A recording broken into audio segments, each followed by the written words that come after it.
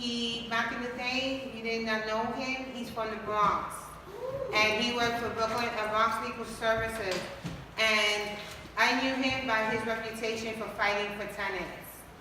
Okay, he did fight for tenants. And so tonight, he's going to teach us how to protect ourselves. And we'll take questions afterwards. And if you have any personal concerns, you can speak to him afterwards as well. Thank you, Steve. Thank you very much.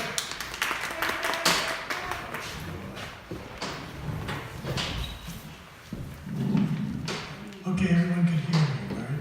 Because I'm a low talker. Well, the mic is good. Okay, mic is good. Mic is good. Let's have a hand for the vegetable lady. Oh, Okay, soup kitchen. She sorts out vegetables. She's really good. My name is Steve Gottlieb. I'm an attorney, and I have an office right around the block on Broadway. And for the next 45 minutes, I'm going to give you an overview on tenants' rights in non-payment cases, holdover proceedings, and information about security deposits and leases. My background in tenant advocacy comes from over 20 years of representing families in eviction proceedings in Bronx Housing Court. I started with Bronx Legal Services in 1990. I was new, I didn't know what the heck was going on. My first day, I was assigned 10 cases, families that were being evicted. And my job was to prevent them from being evicted. I learned by watching, I learned by listening, and I learned by trial and error. If there ever was an experience of learning by trial and error, that was it.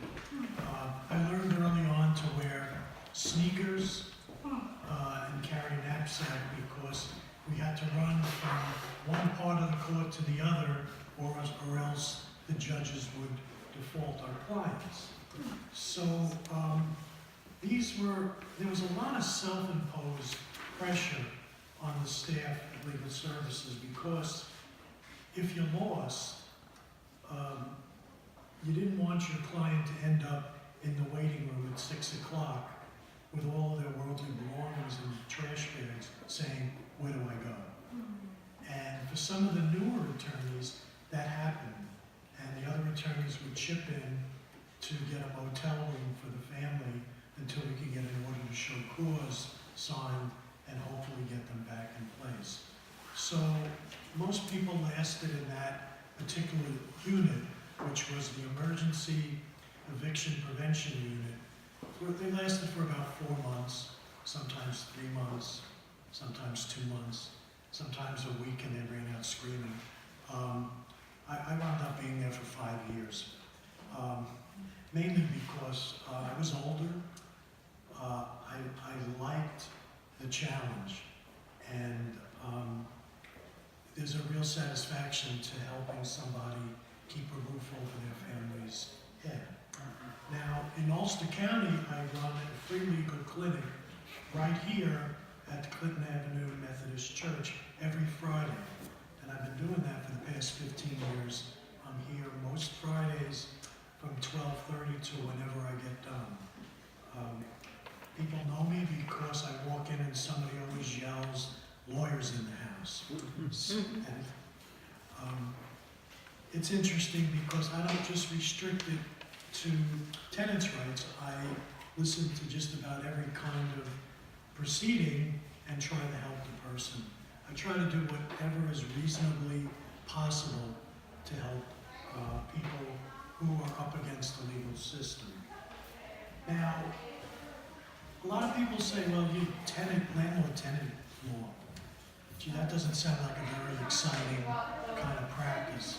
But it actually is. There's cliffhangers, there's great decisions that you can get from judges. We were allowed to take cases up to the appellate division, and I have 2 cases up at the Court of Appeals on tenant rights. So you can take it as far as you want.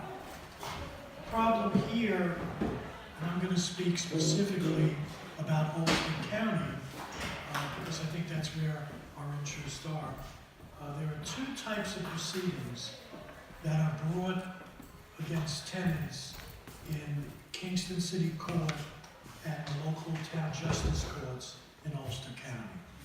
And they are non-payment proceedings and holdover proceedings. They're two entirely different types of court proceedings. Starting off with the non-payment proceedings. Now, just by the term, it obviously means tenant hasn't paid their rent and they've fallen behind or stopped paying due to a dispute. And before a landlord can proceed against a tenant, the landlord has to make a demand for the rent owed within 3 days of when it's due. This is called the 3-day notice. And it could be an oral request for the rent, the landlord simply coming up to you and saying, it's 3 days since you were supposed to pay, I'd like my rent. Or it could be a 3-day notice that's drafted by an attorney and served on the tenant. They both act as the same type of notice. I'm going to say one thing here. Tenants should never ignore court papers or anything from the landlord. You could be evicted by default. If you ignore a piece of paper, toss it away and just say, well, I don't want to deal with this. You may find yourself answering the door to the Ulster County Sheriff's Department and they're starting to move your stuff out. So read everything that you get if you're involved in a non-payment proceeding or a holdover. Now, if the tenant fails to pay the rent within the 3-day notice, then the landlord can serve what's called a summons and complaint. And that's where the landlord goes to the court and gets a date to appear in front of the judge to bring his case against the tenant. And it should be typed, it should have a date and the address of the court for the tenant. And it's important to know that the landlord can't evict without going to court first. It's very important. A lot of people come home and they find that the locks have been changed, their stuff is piled up in the hallway, and they know that they were behind in the rent. So a lot of folks will just simply say, well, I owed him the rent, I guess he's allowed to do this. That's not true. Even if the person owes 6 months' rent, the landlord still has to go to court, appear in front of a judge, make his case for why the tenant should be evicted due to non-payment, and then the tenant has the opportunity, if they do show up in court, to make their case as to why they didn't pay the rent. So, if you find, or when you find a friend who has been locked out, in Ulster County, lockouts without going to court are illegal. You can go to the police department. They know about this. They will go with you to find the landlord, or they will go with you to break the lock and let you re-enter your apartment. A number of the cases that I've done in Ulster County with illegal lockouts, I was able to get the person not only back into the apartment, but we sued the landlord for treble damages for the destruction of the person's belongings. So, for example, there was a person, he was gone for a couple of weeks. He was in the hospital. He came out, landlord changed the locks, the remnants of his stuff was scattered on the front lawn, and we brought a case against the landlord. And the judge took what proof we had of what his stuff was worth and awarded him $500. So there is a light at the end of the tunnel for that. Now, tenant defenses to the non-payment petition. You just got served with a non-payment petition. What do? First of all, you go back to, did you get a 3-day notice? Did the landlord serve you with a 3-day notice? Now, the landlord can serve you with a 3-day notice, but the landlord cannot serve you personally with a summons and complaint. The law's a little tricky on that in terms of proper service. Because the 3-day notice is almost informal, the law allows for the landlord to serve. But when you get your summons and complaint, it better not be the landlord saying, here's papers for you to go to court. Because what he was trying to do is save the cost of having the process server do it correctly. Okay? And my favorite thing in terms of defending tenants in non-payment proceedings is where the landlord has served the summons and complaint by himself, filled out an affidavit of service, signing it saying, I served the tenant. I immediately make a motion to dismiss for improper service. Judges granted, and the landlord has to start over. So it's a way of getting your client some extra time. So you check, was proper notice given? Was there a 3-day notice? Or in the case of a holdover proceeding, was there a proper 30-day notice? I will get into holdovers later on. Was the tenant served properly, or was it sewer service? Sewer service means that the process server, rather than serving the tenant, took the papers and threw them in the sewer. Not necessarily sewer, put it in the garbage pail, but didn't serve. Now, professional process servers in New York City were required to keep a book, a diary of the times and the people that they served. And there's a way of protesting the service provider. He has to bring his book to court, and the judge looks at the times and the addresses. And we had a case where he served one person at 9:05, and then at 9:15, he was over 30 blocks away. So the judge looked at him and said, are you Superman? He says, there's no way that you could have made it there at 9:15. And I am disregarding the process of service. Once again, landlord had to start over. So the other part of process of service has to do with the person who's being served.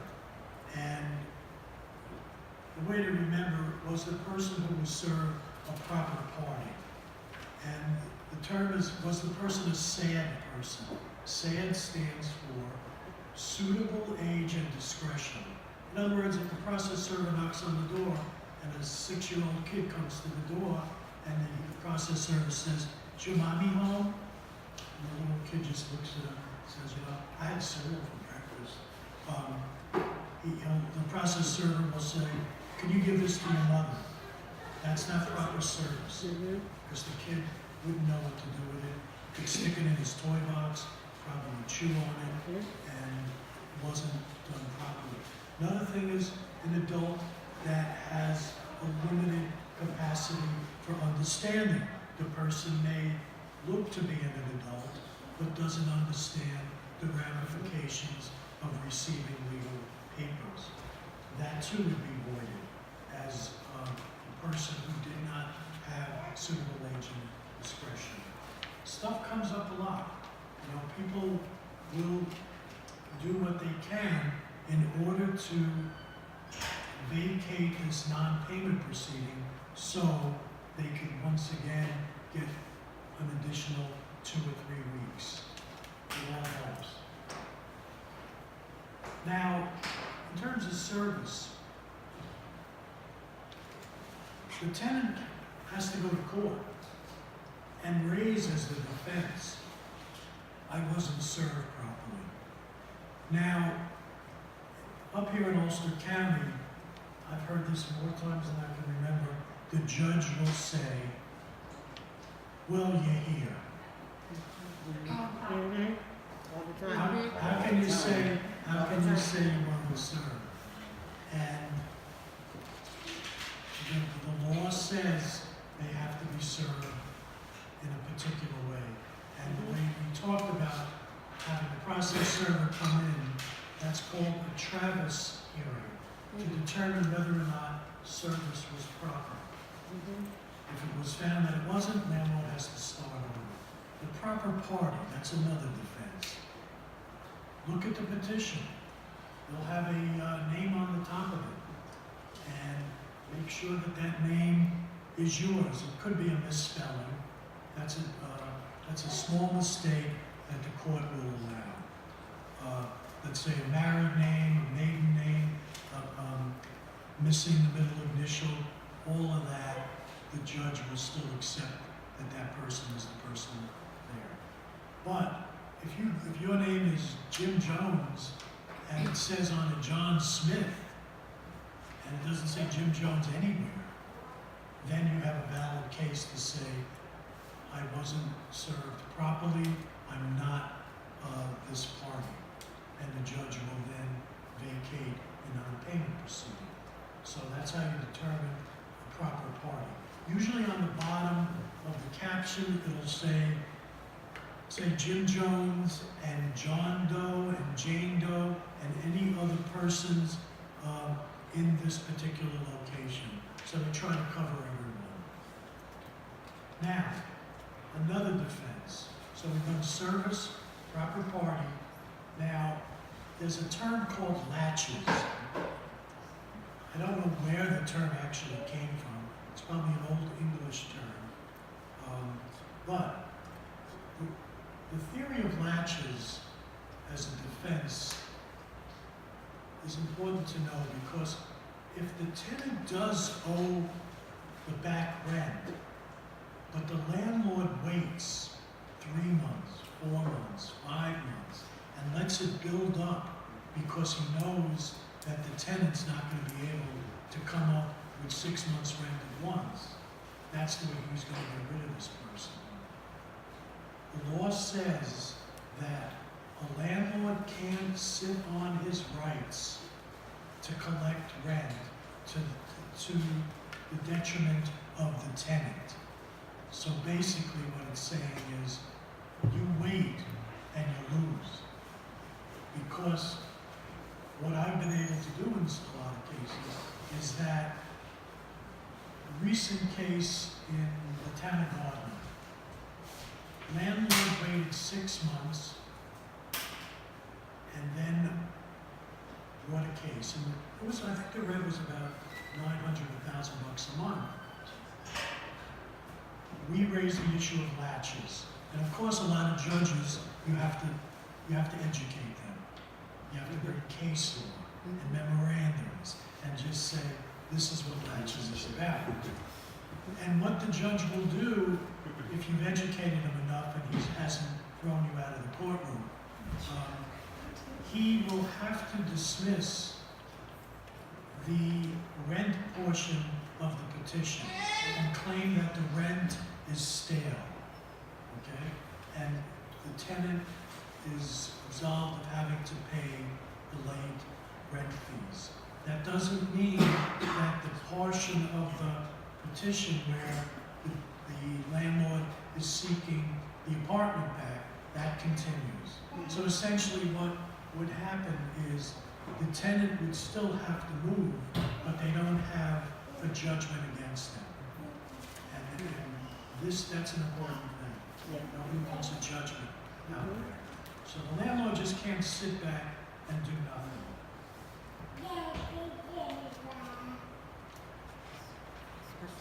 In terms of proper parties, one of my first cases I did was this woman was squatting in a building that the city had taken over for non-payment of taxes. And then the building was sold at auction, and a landlord came in listed as being vacant. The landlord said, well, you can stay here if you pay the rent. And drew up a lease for her. 1 month goes by, she doesn't sign it. 2 months go by, she doesn't sign it. 3 months go by, she doesn't sign it. Landlord then starts a non-payment petition against this woman. Well, by the time it gets to court, the petition is in front of the judge calls the case, the woman doesn't show up. The landlord gets a warrant of eviction for this woman. They get the sheriffs to go to the apartment. They knock on the door. They say, is Lisa there? Person answers the door and says, oh, Lisa is my cousin. She subleased me this apartment. So the landlord has to start all over again. I have a quick question. Sure, I'm go going to ahead. piggyback. When you're talking about landlords can't sit on rent, is there a certain amount of time allotted or a minimum or maximum that they have to get the ball rolling before they say, hey, you owe me 8 months of back rent, when they could have doubled this months prior? That's up to the court. I mean, what it is it's up to the court to decide whether an unreasonable amount of time has gone by. So there isn't a bright line, 6 months, 8 months. It's really depending on the circumstances. So they have to start over against the cousin. Now, the biggest defense to a non-payment case is the violation of the warranty of habitability. I had to roll that around quite a few times before I was able to say it without screwing it up. The violation of the warranty of habitability is the biggest defense in a non-payment proceeding. The warranty of habitability simply states that in every lease, either oral or written, or even month to month, it's mandated that the landlord must warrant that the premises are and will be maintained in a condition that is fit for human habitation, and safe, free from conditions endangering or detrimental to life, health, or safety.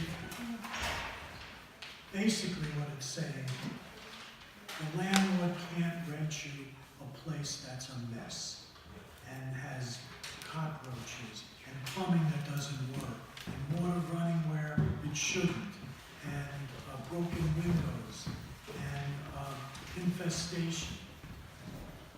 So how do you prove that? Over the years, I've collected hundreds of photographs that we use in a court proceeding that shows the violation of the warranty of habitability. And before I pass those out, I want to go a little further into this. The right can't be waived, meaning that you can't say to the landlord, as people who are desperate for a place to live, you can say, well, my husband's really handy, he'll fix the window, he'll do some painting, he'll put a door on the front of the house, he'll fix that gaping hole in the floor, and don't worry about it, we just want a place to live. The warranty of habitability can't be waived by either party, okay? In short, the warranty of habitability means if there are code violations in the premises, the landlord can't collect rent during that period of time until the conditions are corrected. And in order to take care of that, in order to take advantage of the warranty, the tenant must do the following. You got to notify the landlord in writing of the violations and conditions, and their intentions to withhold the rent until the repairs are made. The tenant should take clear photographs of the violations.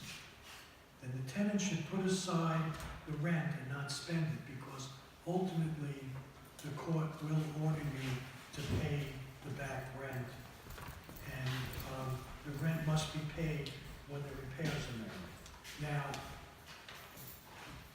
what follows the violation of the warrant habitability claim is a thing called an abatement hearing.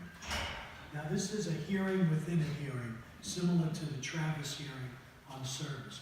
An abatement hearing is where the court looks at evidence of the code violations and the tenant's proof and their photographs and their testimony, and decides how much the tenant should receive back from the landlord due to the loss of the premises. For example, if a leaky roof in a 4-room apartment makes one room unusable and the rent is $400 a month, the person can claim an abatement of $100 per month for the lack of being able to use that room. Some of these pictures were used in the South Bronx in a building that was completely overtaken by rats. And I used these pictures essentially to win an abatement for 30 families that lived in that particular apartment. There's also photographs of stoves without oven doors, but as they say, a picture's worth 1,000 words.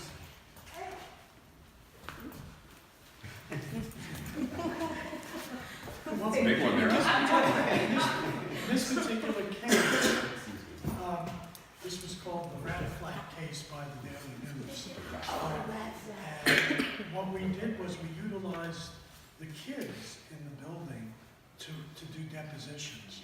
And we asked the kids what it was like to live in this building. And their testimony was absolutely stunning. They talked about what their job was when they got home from school, was to open the stove, chase the rats out so their mother could start cooking dinner. The rats were bigger than, well, you'll see in that picture, they were bigger than the cats. And so, like I said, I had a complete set of abatement pictures for just about every condition. A lot of times my clients wouldn't have a camera or any way to get pictures developed. So I would ask them, I said, do you have rats? They said yes. And I would show them the pictures before we went to court. I said, does this look like your rat? I said, yeah. So there I am, I'm using the same pictures over and over and over again. There's like four housing court judges. I've been there 5 years. Finally, one judge says to me, Mr. Gott, he says, I have seen this linoleum. I have seen this rat. He says, it's time for you to get some new pictures. But we still got, what we got in that case was interesting because the 30 families were receiving public assistance. And in an abatement hearing, you're supposed to get something back from the landlord. Now, the landlord was the city of New York, right? They couldn't. It was a NYCHA building? No, it wasn't NYCHA. NYCHA is public housing. These are buildings that were taken by the city when the landlord stopped paying taxes. And then what they did was, the city was a reluctant landlord. They had to put people who were on public assistance somewhere. The shelters were full, so they started housing them in these buildings. So if we got an abatement, DSS would confiscate because it's part of New York City. So the tenants really had no way of getting something in their pocket for the conditions that they had to endure. But what we worked out with HPD was each tenant who was part of the lawsuit got their apartments completely renovated. New ceilings, floors, bathroom fixtures, appliances, and everybody in that particular case was happy. The city had a way of settling the case, looking like they did the right thing, and they exterminated the building, and the tenant's got a nice, clean, new apartment. But That did they worked raise out. their rent? Excuse Did me? they raise their rent after that? Well, they were receiving public assistance rent. Right, but I'm saying that they raised the rent regardless of, no? Because it was, when, in New York City, the shelters, the apartments usually were rented for what the shelter allowance was. Up here, it's different. In Ulster County, the shelter allowances for folks on public assistance, there's no relationship to what the real rent is. They'll give a family of 5 $700 a month. You can't find a place for $700 a month, you know? And one person, I think, now gets $486 a month for a shelter allowance. Why doesn't it go by what the fair, I know it's not housing, but should it go by somewhat of what the fair market value is, or percentage Sure. of what that fair market value is? Of course, but some of the levels of shelter allowances haven't been changed for 20 years. They stay the same. And DSS does not pay for security. And a lot of landlords will not let somebody move in unless they have a security deposit. So, plus, if a person calls up, I do this workshop at the shelters, and one of the things is, a mother with kids calls up a landlord and said, you know, I'd like to take a look at the apartment. Well, who am I going to be renting to? Well, it's myself and my 4 kids. What's your source of income? And as soon as they say public assistance, the landlord says, no, thank you. I'm not renting. I have told them what you could say is, I have a guaranteed source of income that will pay the rent. Kind of it changes it a little bit. I run a workshop on how to find an apartment and keep it. Rules to go by when you look at an apartment.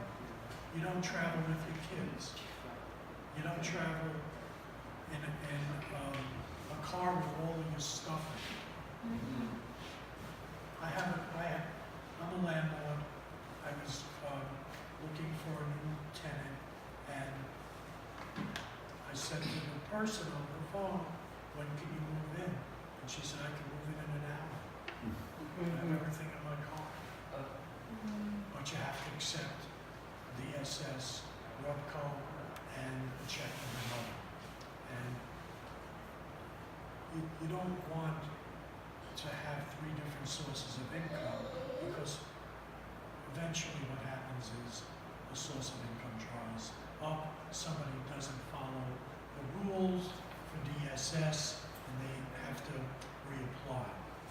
So, getting back to abatement hearings. So, you show your pictures, you give your testimony, you explain how these conditions have affected your life, and the judge will give you an award that will reduce the amount of arrears. Now, reducing the amount of arrears, the judge will never give an 100% abatement. That would mean that you no longer live there. Okay? You might get a 50%, you might get 25%, if your testimony is compelling. You know, like, I had one person whose one room in the apartment was completely covered with black mold from a leak. And she said that everybody in her family was sick from mold. And she had medical documentation of this, and we were able to get her an abatement. In Ulster County, there's very few public financial resources for people who have fallen behind in rent. Most people, It's very true. excuse me? It's very true. Most people are forced to move, double up with family. The Department of Social Services can stop paying rent allowances where there are code violations. That's one way of forcing the landlord to fix the place. You could suggest to your caseworker to withhold the rent to the landlord until certain repairs are made. And that's being done all. Okay, other conditions that can temporarily excuse the tenant's obligation to pay rent. Lack of heat, big one, as oil expenses go up, lack of heat complaints go up also. A lack of hot water, lack of a smoke detector or carbon monoxide detector. A landlord's interference with the tenant's right to privacy and quiet enjoyment. And we had a case recently where the landlord, when the tenants weren't in the apartment, would come into the apartment, open the refrigerator, make himself a meal, put the dishes in the sink, not wash them. If he washed them, he probably would have gotten away with it. But he'd watch TV, play music, and the tenant set up one of those camcorders and caught him in the act and brought criminal trespass charges against him. Getting back for a minute to, yeah, go ahead.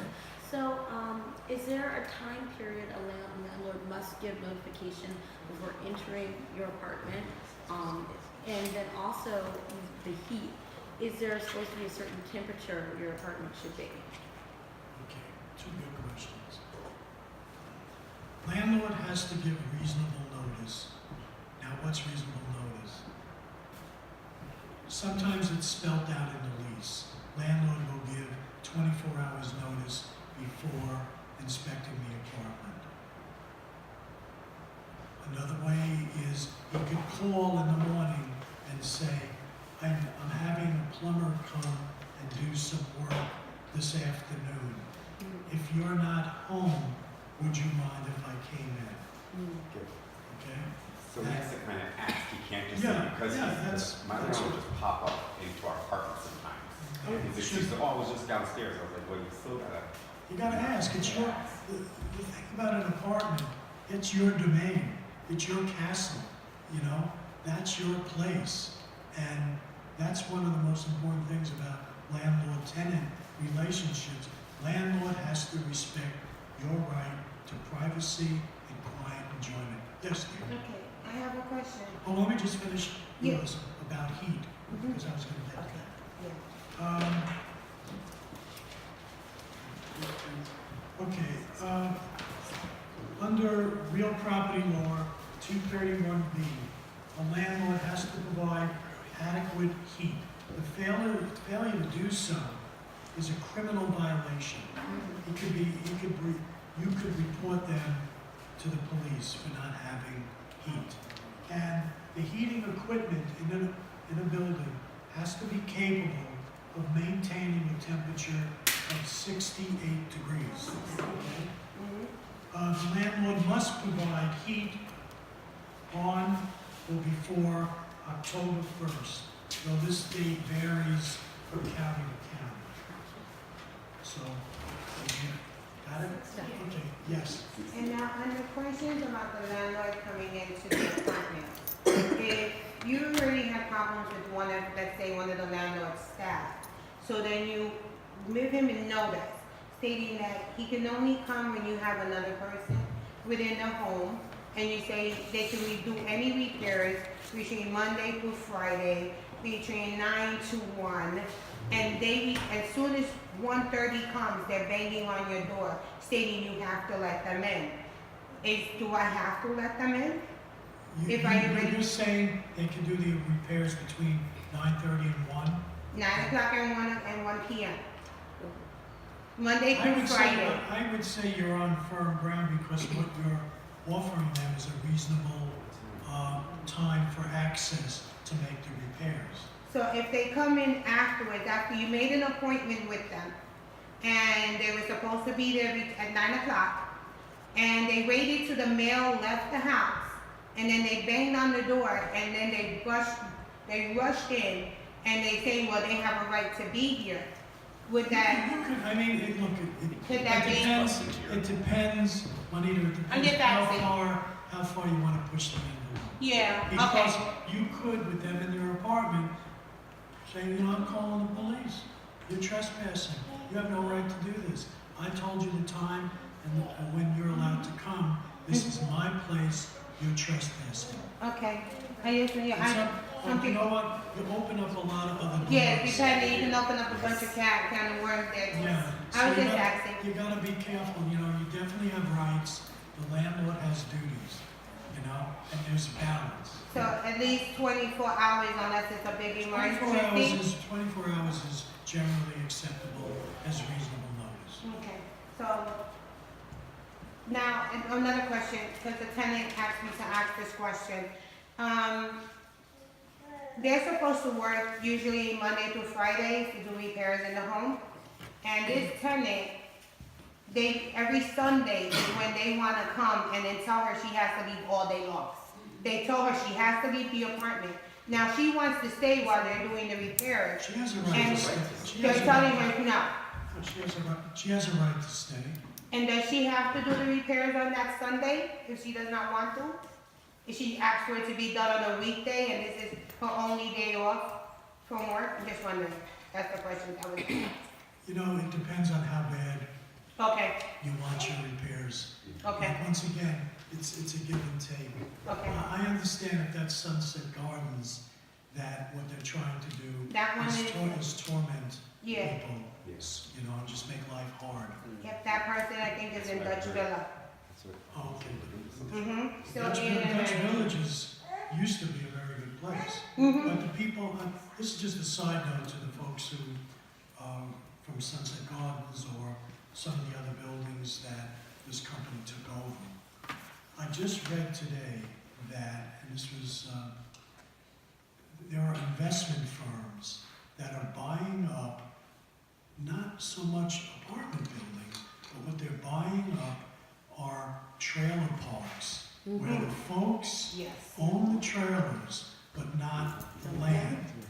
And the reason being is that it's easy to raise the rent on lots because people can't afford to move their house. Mm-hmm, And these are actually foreign corporations from like China and Japan that are buying up hundreds and thousands of trailer park units across the country.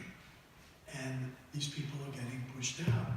Or if they're not getting pushed out, their rents are going up. Your lot rent goes from, usually lot rents are like 400, 500. And you own the trailer, they're raising them to $800 to $1,000 a month. So, That's actually happening right now in Sullivan County with the new resort casino. A lot of the Malaysian people are And there's coming. no laws in place for that place. nope. In there's terms of the no- amount these people can charge. The only thing with trailer parks is that if you own your trailer and not the lot, you're entitled to 90 days in an eviction proceeding to have to leave.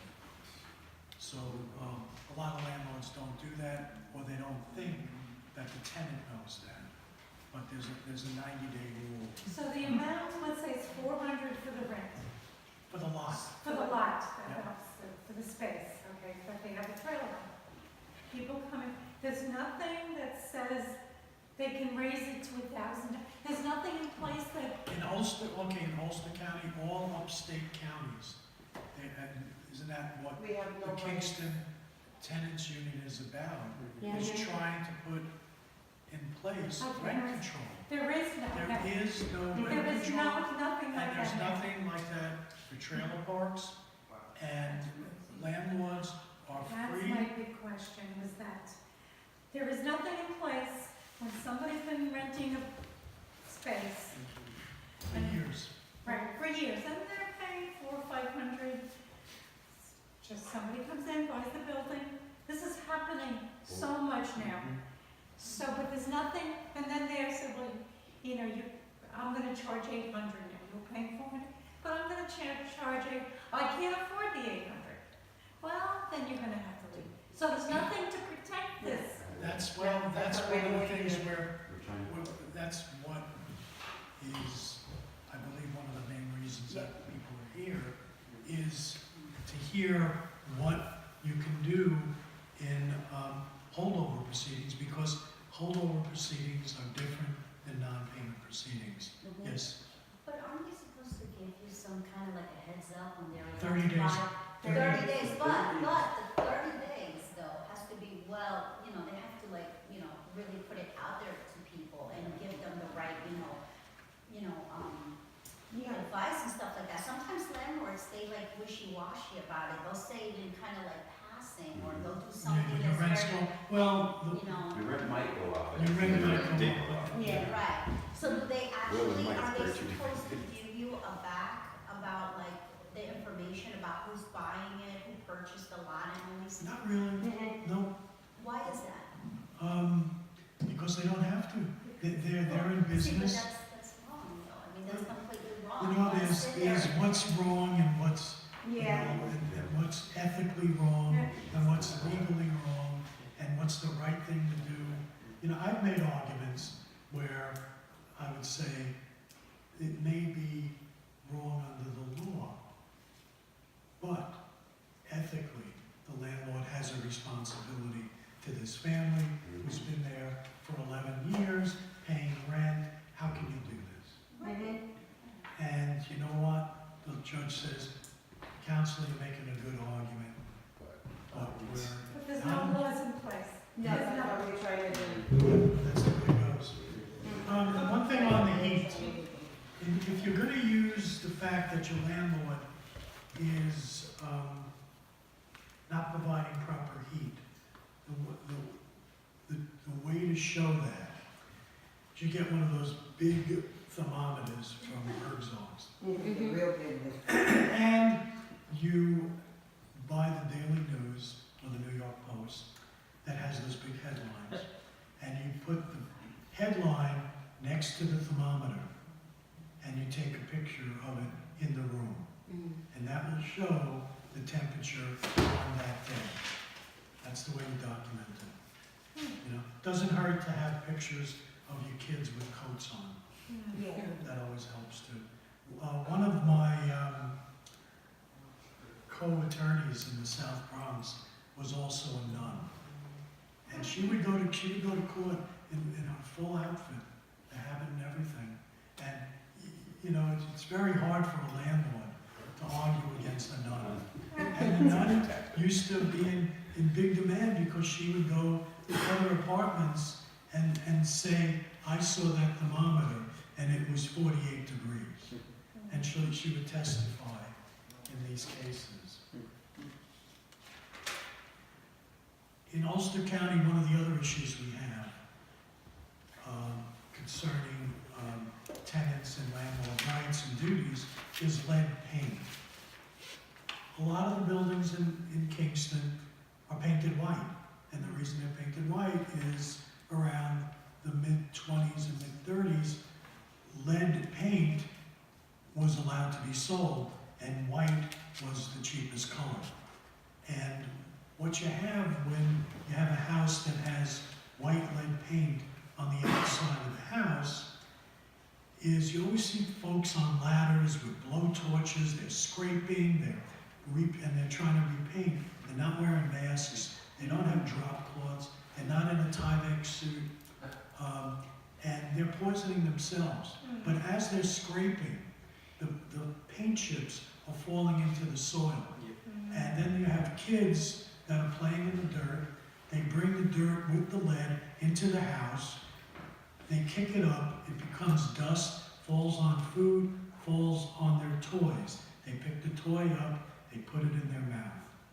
And before you know it, you have kids that are lead poisoned. When I was in the South Bronx, I got to go to the EPA training center for 2 weeks to take their certified lead paint abatement contractor and lead inspector's course, and I became licensed. So I know a lot about lead paint.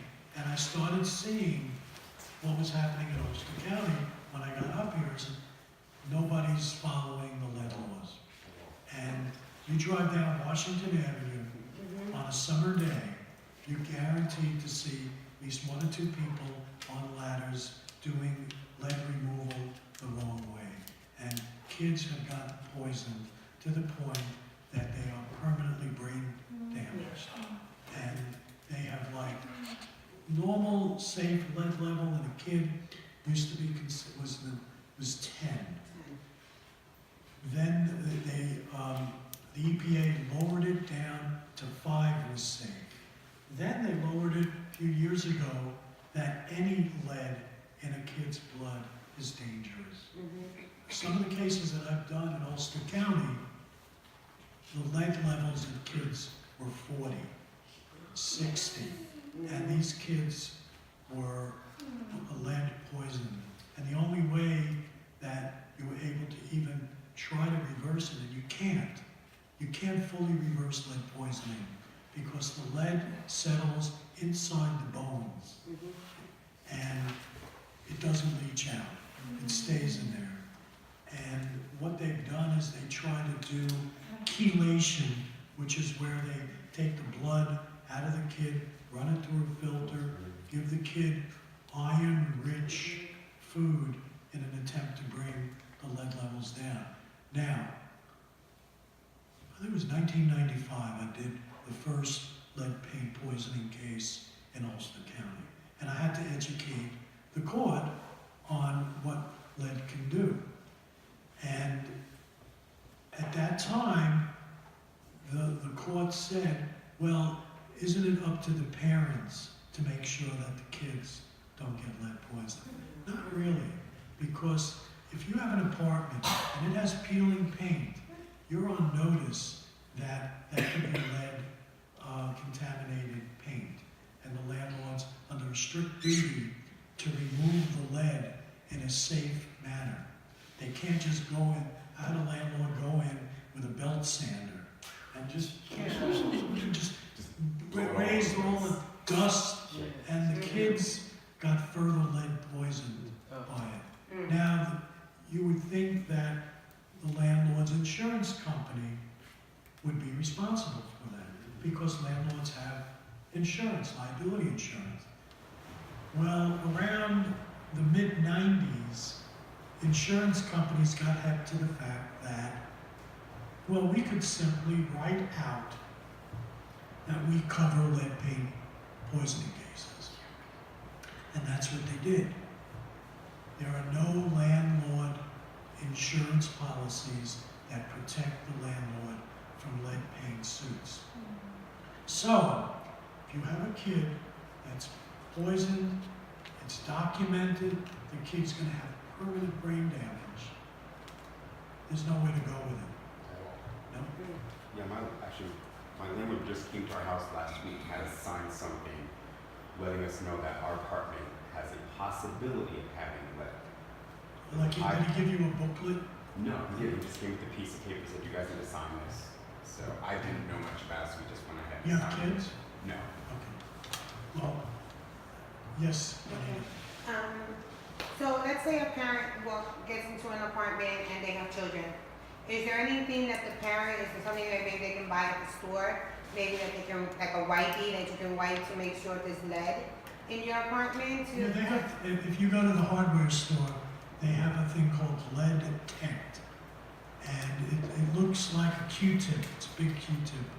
And basically what you do is you rub it on the surface the way you think lead paint is. Usually, On the windows? the old windows are the chief source for lead paint dust, because every time you open and close those old windows, there's friction. When friction happens, dust happens. So you wipe this thing on there, if it turns pink, it has lead. Okay. Okay? Then you could go to the health department and they have an XRF unit. XRF units are machines that they hold against the wall that go through several layers of paint. And if there's lead in there, it's gonna indicate to what degree. Okay. And Thank the you. lead, and the health department has a They also run courses for people that want to learn how to do lead paint abatement work, and you can get certified as a worker to work for abatement companies. It's a good course. The next class is actually being held on March 7th, There you go. 2019. You. My trustee assistant will take your names and take your applications. March 7th? March 7th. Where? Thank you, Sheila. Courtyard Marriott. I'll put the information up on our It's a website. and it's free, right? Yeah. Yeah, it's a great course. If you're doing contract work or you want to get into this field, it's the first step to learning how to do it. It's really hands-on. When I went to the EPA Center, they had like a fake house inside the classroom where we learned how to do different types of abatement techniques. In order to raise the warranty of habitability defense due to lead paint, a tenant needs to have a lead paint inspection, preferably by the health department, and have their children's blood tested by their pediatrician for lead content.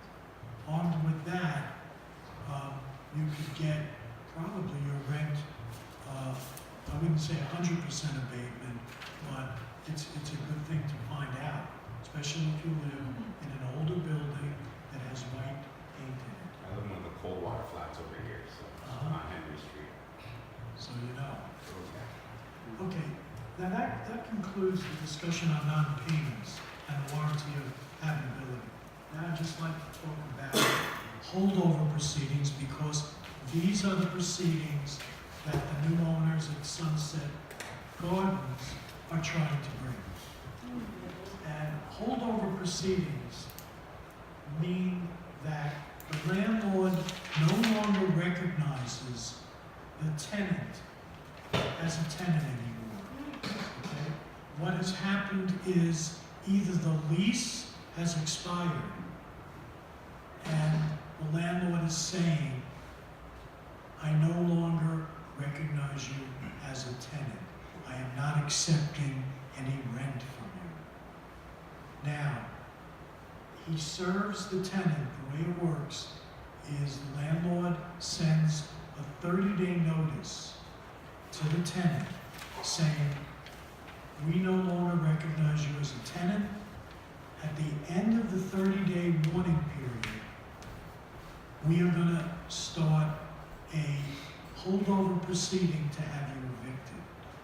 So they have to serve you with the 30-day notice. And the 30-day notice puts the tenant on notice that they're no longer recognized.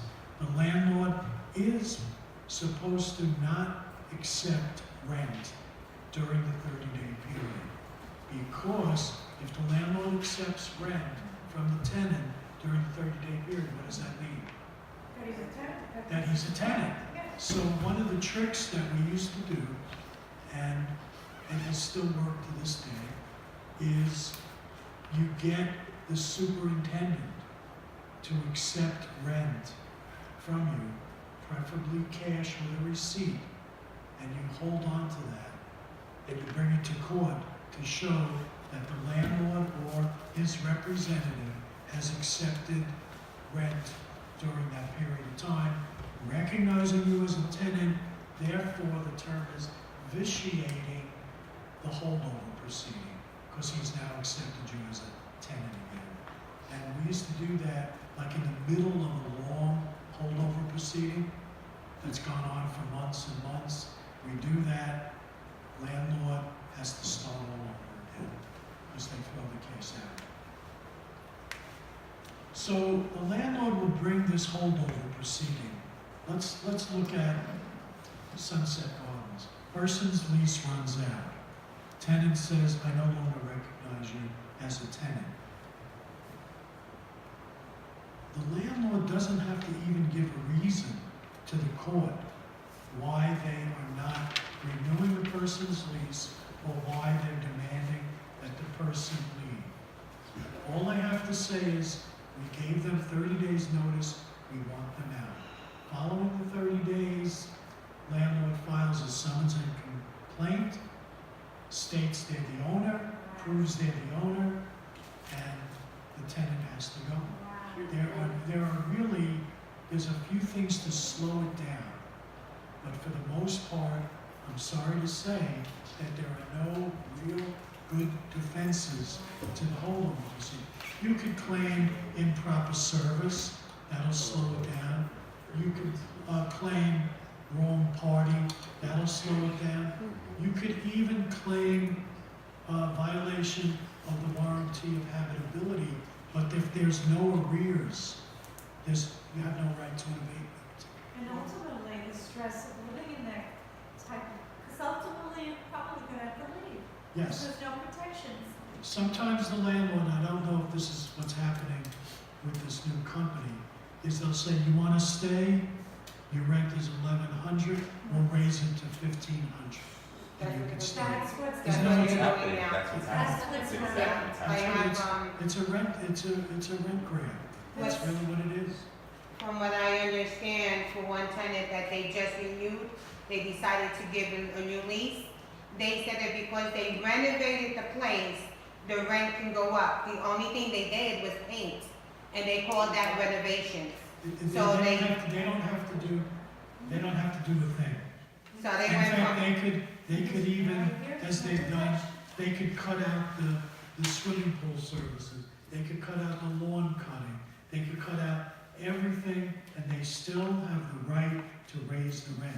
Wow. And Wow. that's why it's so important to do what you're trying to do Mhm. and try to organize, rally the troops, because one important thing that sometimes people forget is that there's a lot more tenants than there are landlords. Yes, So, yes. one of the things that we did in the South Bronx was organize apartment houses for rent strikes. Mhm. And I don't know, I think there's about 150 apartments in Sunset, somewhere around Yeah, there.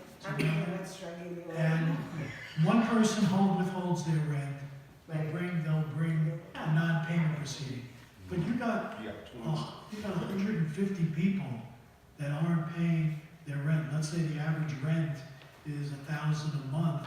That's $150,000 a month that the landlord's gonna lose unless they sit down at the table and work out something that's reasonable. Mhm. But the strength is in the numbers. Yeah. And people who don't realize that are really, they're hanging themselves. Yeah.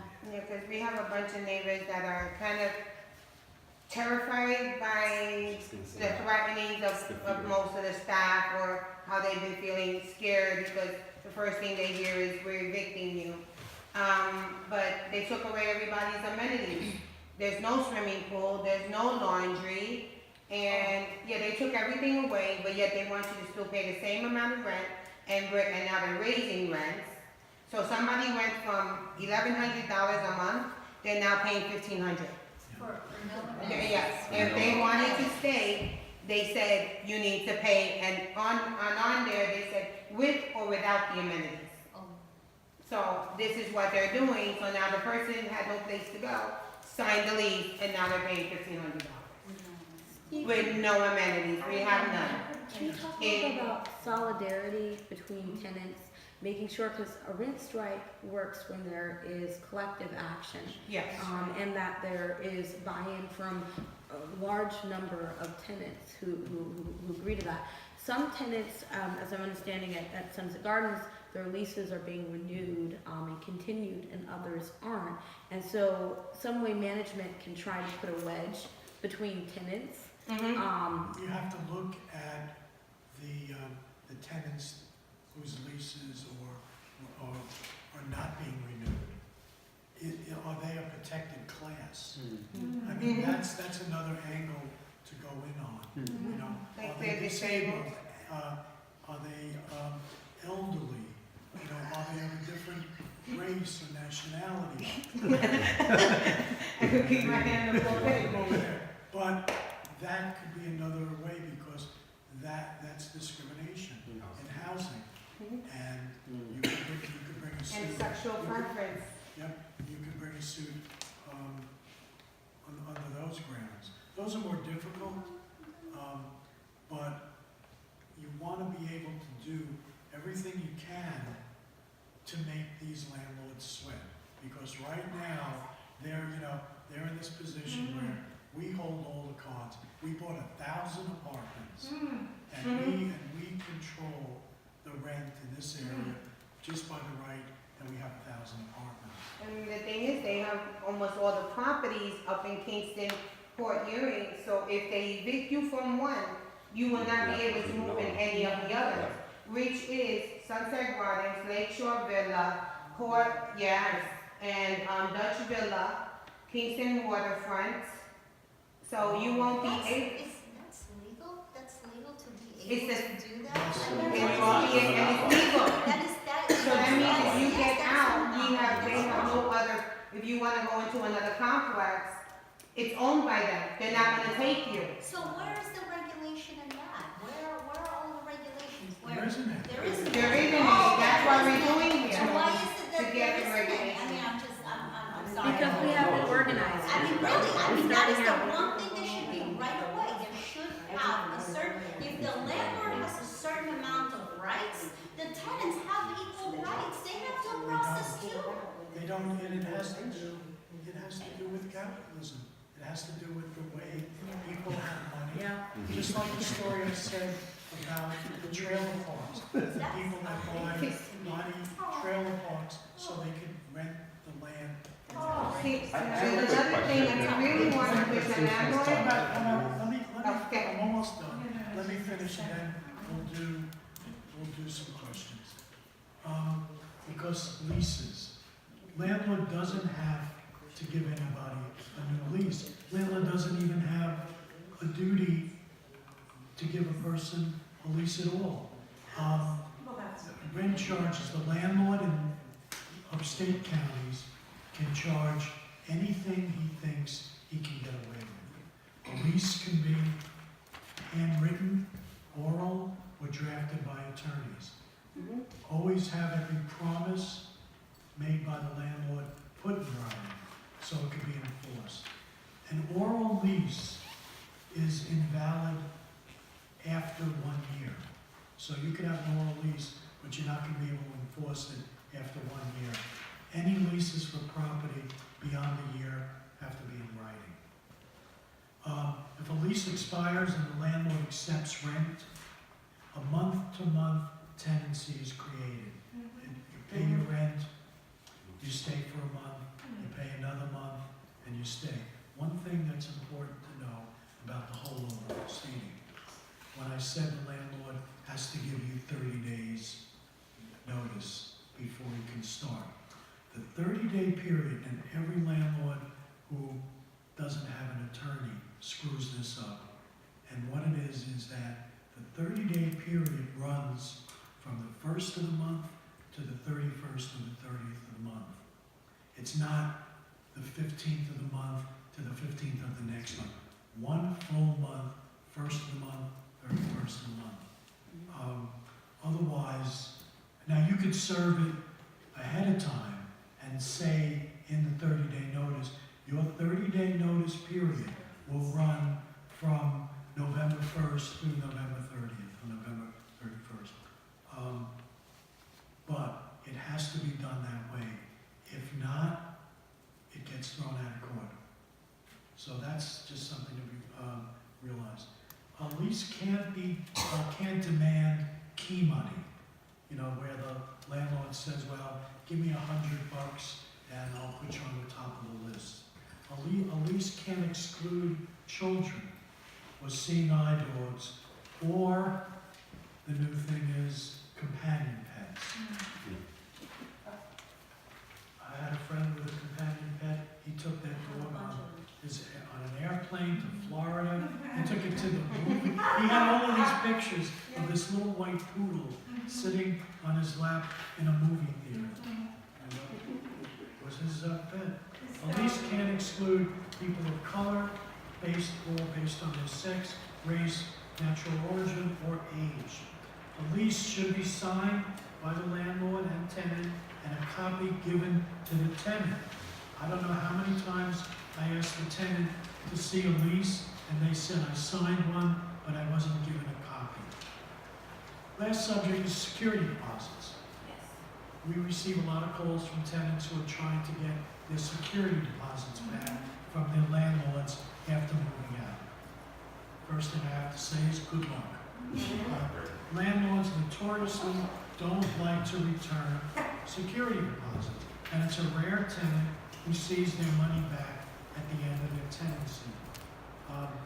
All landlords of buildings that have 6 units must deposit the security in an account, in an interest-bearing account.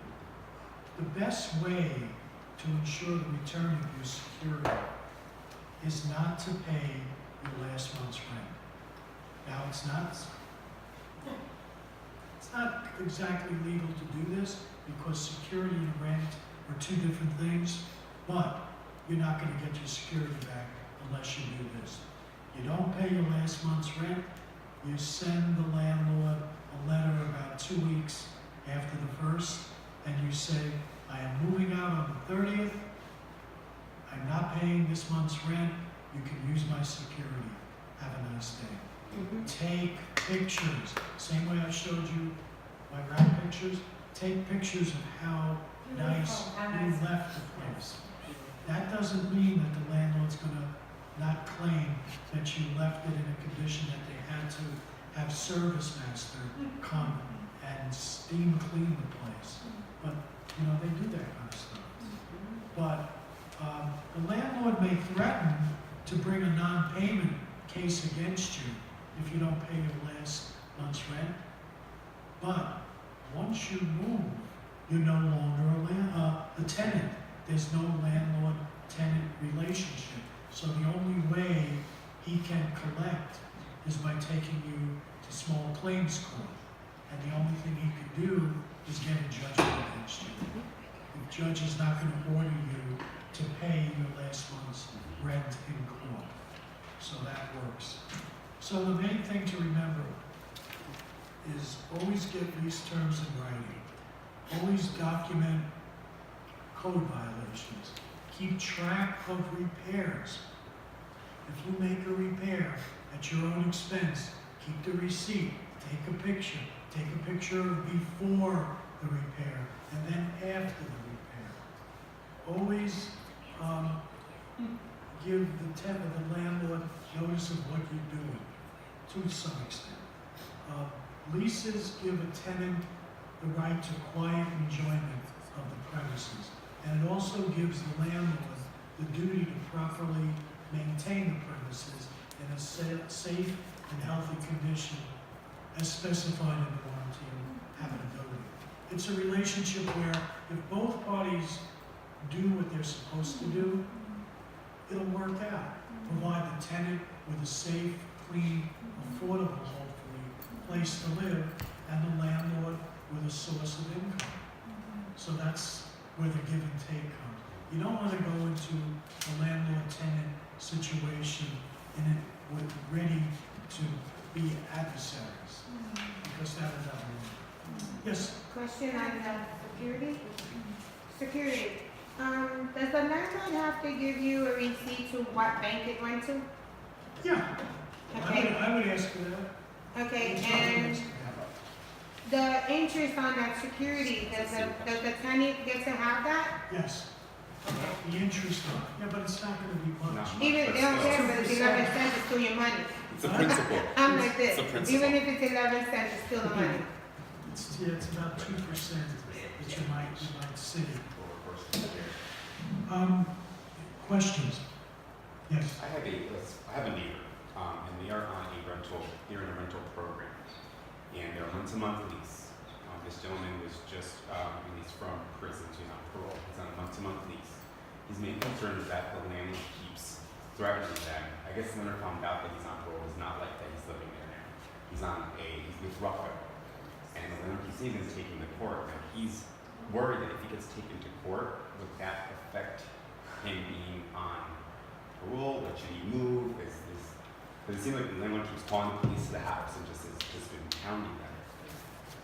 Well, there's nothing illegal about being on parole. No, exactly. So why is he afraid? I'm not sure the landlord just keeps, he wants them out for some reason now. Well, he can, if there's no lease, There's a lease. he has a lease. Yep. So he would have protection under that lease until the end of the lease. Then the landlord doesn't have the duty to renew it. So, But has to give the person 30 days. 30 doesn't say it. Is that, no, the 30 days is if there's no lease. 30-day notice that you're gonna terminate. Month-to-month lease, it's every 30 days. oh, so the month, I didn't The know. 30 days has to do with a holdover. Oh, So if you're gonna tell a person that you want them to move because you no longer recognize them as a tenant, you gotta give them the 30 days, and then you can file your summons and complaint. Okay. That's kind of what it sounds like he's doing. He doesn't want to recognize him as a tenant anymore. He just wants him out. Is he accepting the rent?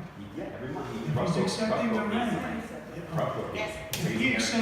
if he accepts the rent from a third party, that person's a tenant and has all the rights of a tenant. It's when the landlord says to Rubco, I have an issue with this tenant, I want them out. Now, Rubco leases are written according to HUD regulations. And HUD has a thing where it's not so easy to evict a Section 8 or HUD tenant unless there are extenuating circumstances where the tenant presents a danger or is destroying the apartment or has, 10 people living there or is dealing drugs. That's what he keeps saying. He said his past, and he keeps bringing up the guy's past. He said, well, his past, I'm worried he's a danger to the community, and that's what he keeps bringing up. And I'm afraid He would have to prove it. And then Rubco would have to do an investigation, and then they would have to say, you're right, we're not gonna renew this person's Rubco lease. Yes, Can a month-to-month tenant ask the landlord for a month-to-month tenant lease? yeah, Because, you're there for a month, then whatever rules are there should, well, there are a lot of landlords that write month-to-month leases because Why are they one just? although it's a month-to-month lease, and the first thing it says is that this lease can be terminated by the landlord upon 30 days' notice, as well as the tenant can terminate it upon 30 days' notice. The rest of the lease can have certain clauses in it that protect you and/or protect the landlord. okay. That has to do with like keeping the apartment clean, not having a certain number of people residing in the apartment, how many car spaces you might be entitled to. So the idea of a month-to-month lease, it's not such a bad idea. So if Actually, a month-to-month lease with clauses, I think, protects the tenant because if things aren't going right, they could give 30 days notice and leave. With a lease, there has been cases here in Kingston where a landlord wrote a lease where if the tenant leaves before the end of the term of their lease, they're responsible monetarily for the balance of the lease, even if the landlord re-rents. So if you have a 12-month lease, you leave after 2 months, you owe 10 months rent, it's $1,000 a month, you owe the landlord $10,000, he rents it out 2 weeks later to somebody else, he can go after you for the $10,000. wow, okay. And there is one landlord who I know notoriously does that time and time again. Wow. So you gotta be careful. That's why people are just so excited that they found a place that they don't read the leases. So you gotta make sure that what you're signing is, to your benefit. Sounds good. Any more We're questions? done. Yes. When signing a lease, what's the best way for someone to ensure that it is in their best interest especially in terms, do you get it ahead of time? Do you have like a period of You're which? supposed to get a copy of the lease ahead of time. Never Most had that. landlords, Ever. if a landlord meets you at the apartment and the apartment looks a little ratty, and he says, well, look, you want it or not, here's the lease, give me your money, you may want to consider, where's this guy coming from? What am I going to get myself into? The time to avoid problems is before you move that first box in, Once you're there, you're there. And everything else, you get utilities switched over and everything else, and then it could be suddenly you start hearing the crazy neighbor from above you, like walking around with army boots, stomping and screaming at themselves. It happens, I always suggest to people, you're thinking of renting an apartment, go there at night. You don't have to go in the apartment, just go to the building. Stand outside on the sidewalk. Just listen, because you may find that there are cars pulling up and back and forth, people screaming at each other. Suddenly, the upstairs neighbor's dogs come running out, barking at you. There's all kinds of things that the landlord could be hiding. They're in it to make, landlords are in business. They want to make as much as they can by paying as little as possible. And that's why these folks who have bought Sunset Gardens are doing a textbook money grab. Nothing more than that. It's a New York City money grab. Yes. So I wonder what kind of remedies are available in contract law for tenants who may not have a lease or are month to month, like just in terms of number one, if you do have in terms of the situation being unequal, tenant comes into a situation, they don't necessarily have the ability to say, I can't accept this apartment. If they're, coming from a shelter, if they're coming from a situation where they're being immediately evicted, so there's economic duress that they're under. And then you have a landlord that has more power in that situation, and the tenant is not on even ground for negotiating. It isn't, and I don't see how it could be any other way. There's a thing in law, it's called quid pro quo. I do this, you do that. I pay for this, you give me that. It's part of contract law. At what point is it unconscionable? At what point is what the landlord does or the conditions they want people to agree to unconscionable under contract law? That's a good question, but sadly, landlord-tenant proceedings are governed by statute. Okay. There's very little leeway for emotion. And what, is, you look at something and you're just outraged that folks can be forced to live this way. The judge will simply say, you signed the lease or you moved in, you get the, let the buyer beware, yes. Okay, and how about this, now that I'm noticing that in Kingston, pretty much every rental right now that's out there, if you read it, they want you to have a 650 credit score to even be considered for an application. Is that discrimination? No. No? No, Even how with the- not? Even with the demographic that's With already the, living yeah, especially the in the complex? demographics. Even with folks that are living in the apartment. In other words, if somebody's living in the complex and they don't have a 650 credit score, they could be evicted.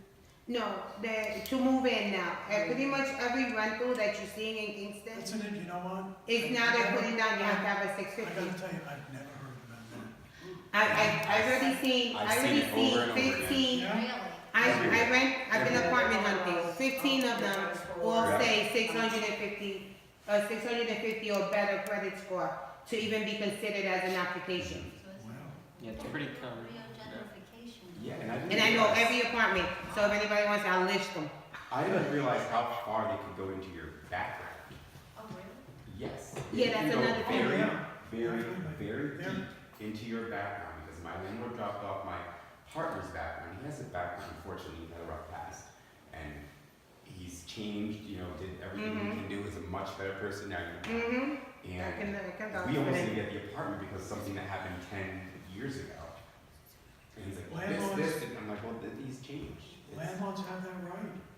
They, you know, as long as they don't ask certain questions that might fall within the category of a protected class. Well, and that's another thing. He asked, why were we on RUPCO, or why would we need RUPCO? And at that point, you don't really know what to respond, because I want the apartment, so I don't want to say something that's going to make you think that I shouldn't be someone you write to.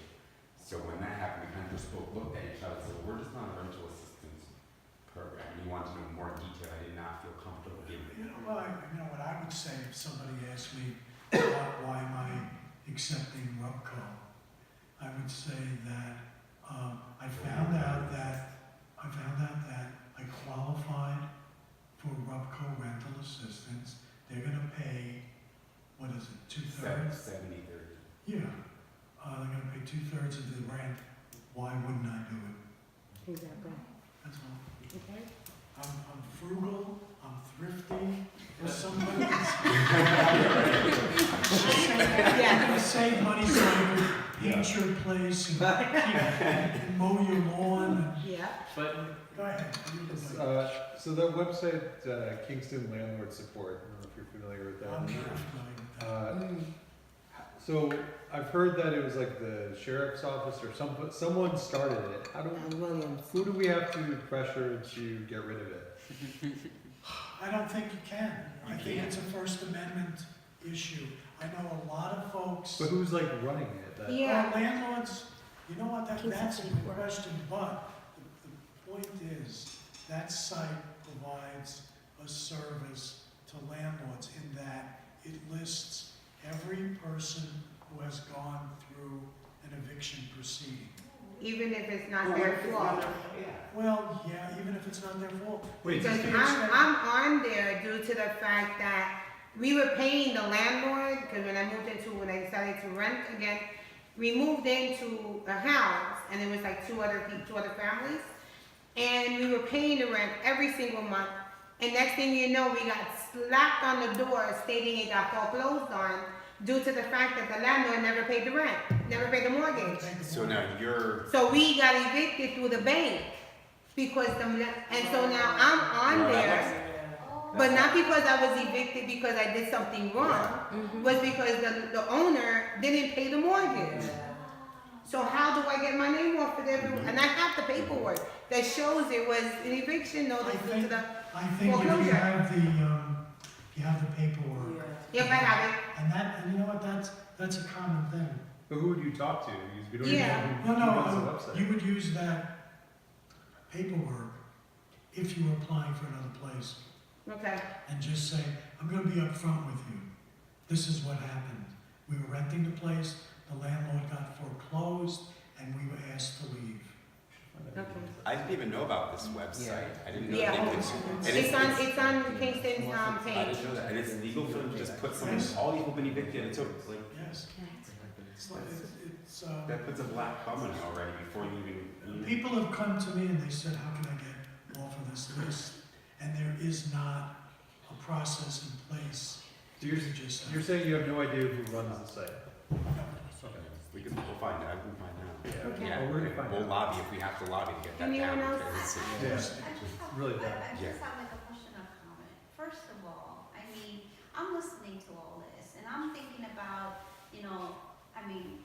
I'm thinking about people who are immigrants, who don't speak the language. We are having issues and we speak the language, right? Can you imagine with somebody who's just operating? Now, wait, hold on a second. I'm so sorry. The other thing is like, so you have all these tenants having all these issues.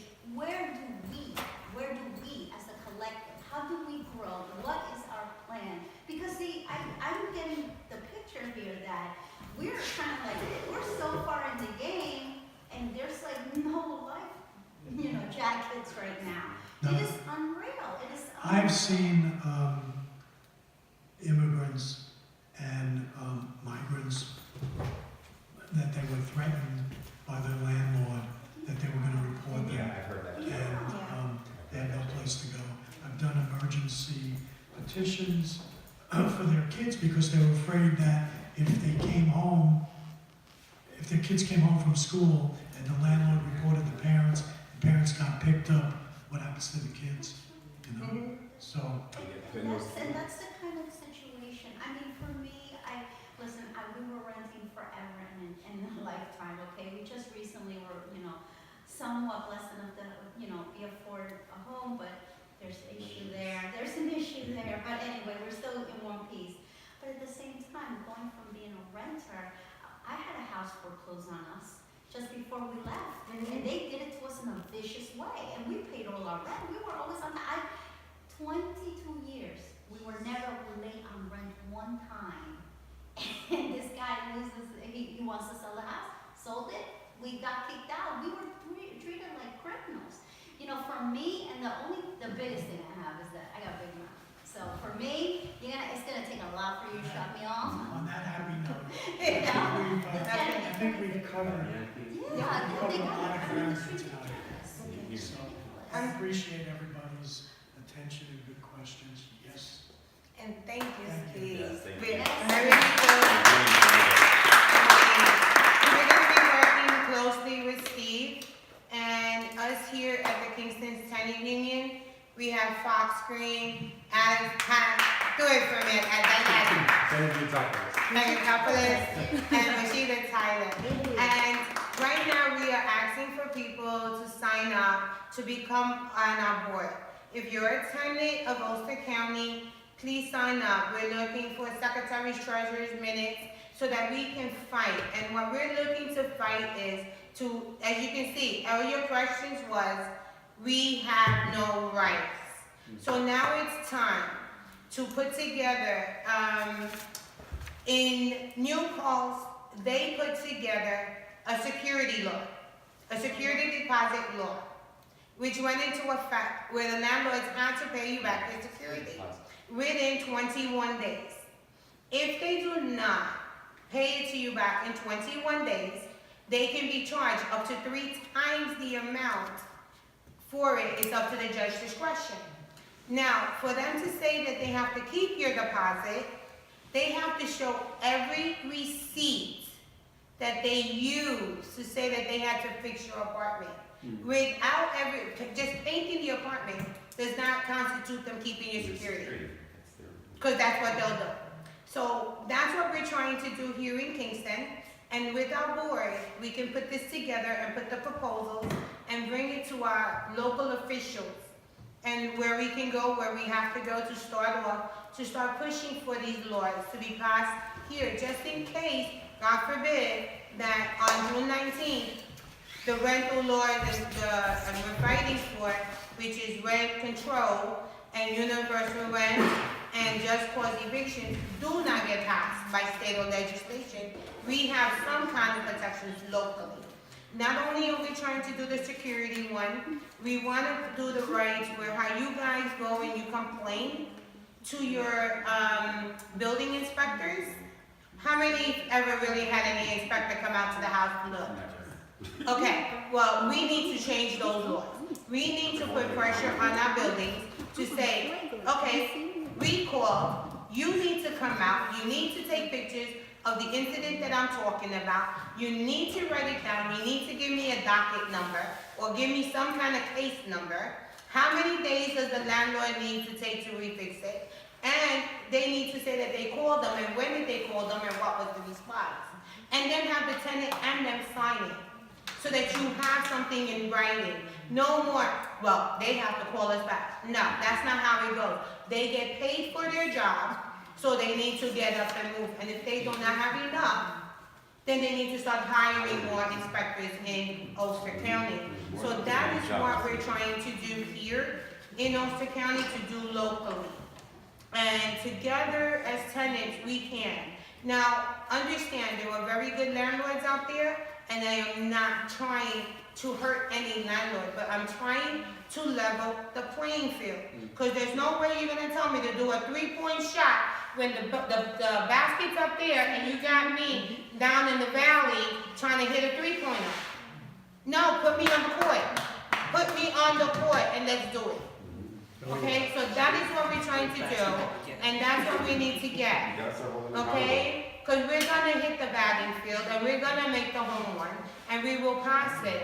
So please sign up, and if you wanna be part of the board, please put your phone number and everything down and we'll get together, have a little meeting, and we can appoint everyone together and let's work at this.